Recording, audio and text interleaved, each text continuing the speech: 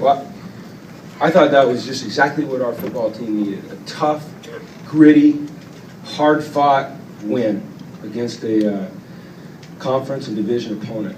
And we needed to be in a tough game like that. Games like that build character. Games like that show you that you can get in games like that and win. And so I'm proud of the way our guys bounced back from a tough loss last week. They had a great week of practice. And they came today and played a really good team, a really physical team, and we matched them, you know, hit for hit, and we were fortunate to get a win there. But that's a good football team, and that was the kind of game we needed.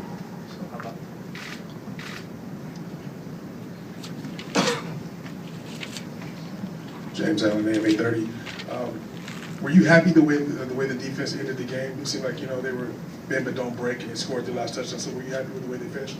No, I was happy with the last play where we, you know, got off the field. You're talking about the touchdown drive. That drive. Yeah, that drive's disappointing. You know, you'd like to be able to just end it without giving up a touchdown when you play it as well as you have. But I think you also have to give the other team credit for making plays. You know, that's a team that doesn't give up, that Utah team, and they fight hard. But what we'll do is we'll go back and look at the film and correct any errors that we have.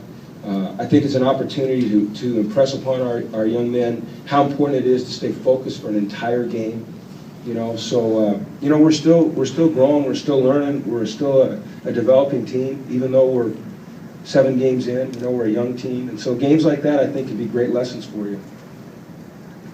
Obviously, there were 2 big special teams errors, the Manfro punt and then the Logan Sweet thing. What was your reaction when those happened, and how do you get that corrected this week? Well, the Stephen Manfro thing, I mean, that guy just bombed that thing. I mean, that was a bomb, and Stephen was looking right up into the sun, and he made an error judgment, and he'll be the first one to tell you that. He should have just let it go. You know, it was a tough catch, and he shouldn't have tried to make it. The last one, we call that bleed punt, and we told the fellas on the sideline, you know, just let the official blow the whistle, and then we pick it up and hand it to you. And I think that Logan just made an instinctive play. It just bounced to him, and he grabbed it, and I apologize. You wish that hadn't happened, but once again it did. And here's what it did. It gave us a chance to teach off of it, and it gave us a chance to go out and defend that fast break play at the end and learn from that too. So try to eliminate them, but learn from them if they happen. Talk about Brett's ability to scramble and kind of keep plays alive today. Today, he made a major step in my mind in terms of demonstrating his mobility as a quarterback. You know, I think that all of us that have been in practice have seen it a lot. But today, he tucked it and he ran when he saw an opportunity to do that. And I think that's going to make him more of a threat to defenses. You know, having a defensive background, I know how tough it is when you have to defend a quarterback that is effective throwing the ball and running it himself. And so we want to encourage him to do that when it's appropriate, but it's got to be the right time. And today, I think he did it at the right times. Weren't you bored most of the afternoon? Excuse me? Weren't you bored most of the afternoon? No, I wasn't bored Did today. you find that to be a boring game? I don't know that I've coached a boring game in my life. Really? What was going on? I think when you love your job, it's not boring. Well, it can be boring, even when you love it. Is that a question? No, it's a response to your statement.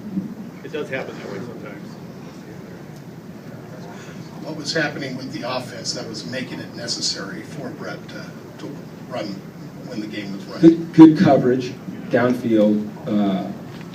You know, probably the best front that we've seen so far. You know, you saw that Jerry Johnson didn't play. You saw, you know, obviously Devin's not in. Obviously Darius Bell's not in. So I think, you know, we had to kind of simplify some things, simplify some concepts. That's a veteran defense that learns as they go through the game. But playing with as many kids as we were, young guys, I think at times I looked out, there were 7 freshmen on the field. You know, sometimes you're going to stall, but you got to be able to push through it, and I thought we did today. It seemed like, you know, you guys were able to move the ball consistently in the first half, and then they made an adjustment in the second half, and you guys didn't pretty much, were at a stalemate in my eyes. What was going on in the second half? Why were you guys weren't able to move the ball as you did in the first half? Well, I thought, you know, in the first half, they did a good job as well. You know, we broke that long one.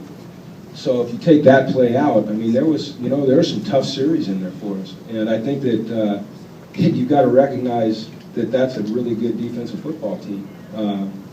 But like I said, I don't want to use youth as an excuse, but I'll tell you that it is a reason for sometimes drive stalling, but we've got to push through it, and we've got to continue to get better. We can't lean on it as a crutch, but you're asking the question, that's a reason. The 4th and 1 in their red zone, that play worked out for you guys, but can you talk about your thought process of going for it there? Yeah, I looked out at Jeff Baca, and he said, he gave me one of those like offensive linemen do, we're going for it, and I said, we'll go for it. No, I was encouraged that he did that, but I was going to go for it the whole way. I just felt like we were moving the ball, we were running the ball, we were having some success on that drive, and I thought that if we could get a first down and convert it into a score, it would be something that would help us down the line. So we got it, thank goodness. Jim, did Simon Goins get dinged in the second half? Simon did. Simon tweaked his knee. We don't know the extent of it. It's his left knee, and I'm sure that we'll get it evaluated later today and probably an MRI tomorrow.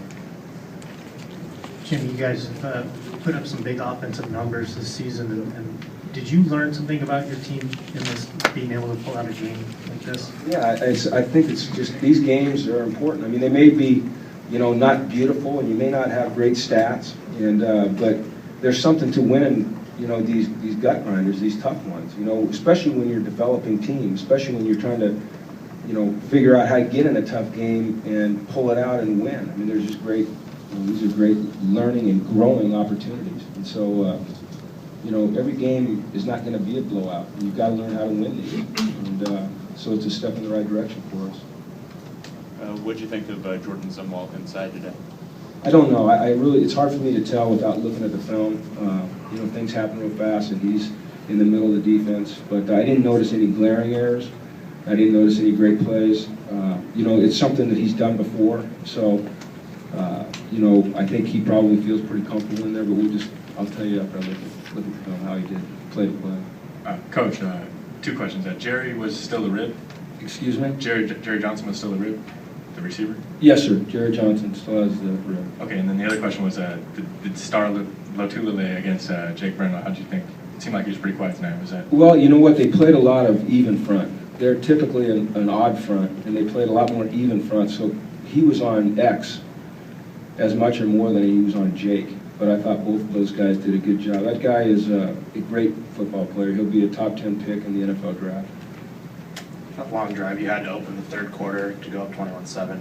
I think Franklin got the ball 6 of those 14 plays. Can you talk about his, consistency as a runner and the way to grind those drives like that? Sure. You like to have the ball in his hands. He doesn't go down easy. He fights for extra yards.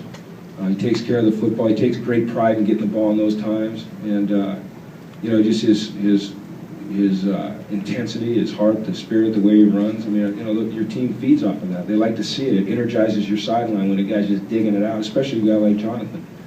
Because everybody sees how hard he works during the week. Everybody knows that he was in this game very beat up. Didn't do a lot in practice this week, and yet he just keeps grinding it out. I think you have great respect for the kid. Jim, a couple things. First of all, the first drive, you guys had to call a timeout on, I think, the third play. Second play. Second play. What was happening there? Brett called it Brett tweaked his knee on the very first play of the game. And then on that second play, it grabbed when he went to throw it.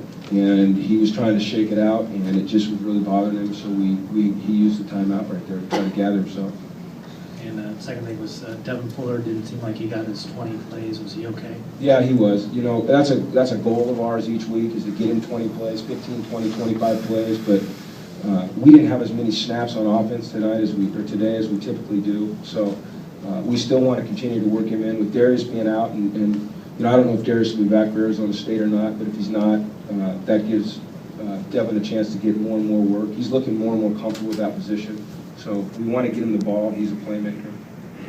Coach, to your left. In a game where it's 14-7 going into the third quarter, do you find with such a young quarterback that you are instinctively going to Jonathan Franklin more, or are you saying, no, I'm going to give my young quarterback and treat him just like he's a senior? You know what?